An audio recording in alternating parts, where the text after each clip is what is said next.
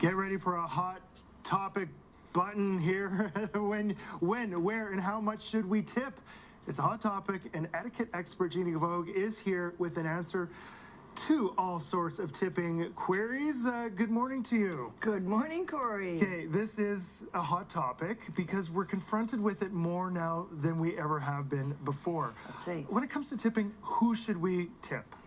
Tipping is originally meant for good service.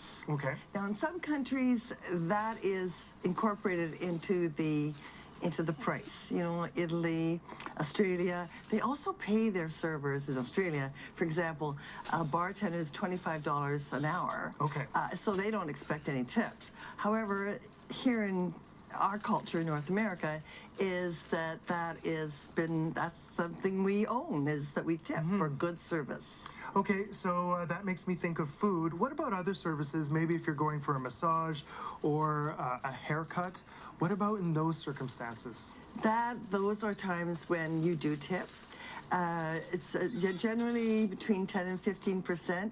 I know that really hurts when a woman's getting her hair done for $280, but you have to factor that into your experience. If you get a poor haircut, then that's something you really want to talk. I don't think it's a good idea to just not tip, but maybe explain that experience wasn't that good. Or be honest, if you know and you have a relationship with your hairdresser or your massage therapist or whatever, that they, you might say, well, I'm kind of short on money, but next time I come, I'll be able to tip you a little bit. Okay, and it's tough times right now, for sure. Okay, what about the situation, maybe you're going to a fast food location or a coffee shop and something pops up and you're just surprised by it. How do we handle that? Well, that's the one that's making everybody a little irate, right? They go, they get their coffee, it's in a paper cup, they wait, then they go over there and they wait for the name to be called, and it's probably incorrect, and then they take their coffee and they do all the work. Yeah.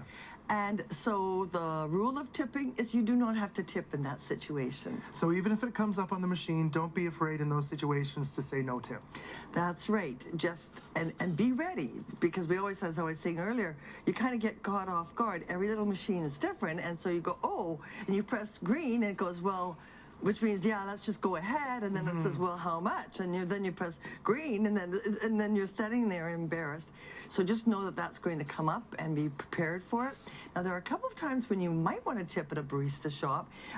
If you get a glass mug, a ceramic mug, and it's nicer than just the paper. If they bring it to your table, okay, or if they come and clean up after your table, that is service. But if you're expected to throw all your trash away and do all the work, then no. When these people are getting these machines in these companies, very often they are pre-programmed with this tipping thing. So, and it's very difficult, I understand, for the companies to get them removed. So you just have to realize that's something we're dealing right now. I did hear recently that a plumber came to someone's home, and they were using the machine to use and there was a tip. So, So don't be afraid to say no to the tip or alter the amount so it isn't necessarily the automatic 18, 20, or 25%. Yes, we have to be ready as consumers and to be fiscally responsible. All of us are dealing with all of these prices that are going up. We can't just, willy-nilly start tipping when we feel guilty about our own finances. So you've got to be kind of honest with yourself. Right. And say, well, not today. Yeah. Right. One thing I would like to say is if you get bad service in a restaurant, so, you go to a restaurant and you think, maybe the food was cold, that meant that the server didn't get it to you in time. Right. Or you had to, whistle down the server just to get your bill at the end of the night, or a glass of water was a long time coming, and your service was not very good. Rather than not tipping, you have to realize that the cook and the chefs always get a little bit of that tip, but to call the manager over and say, I'm generally a big tipper, but today the service was poor, and I just want you to know that my tip reflected that. Okay.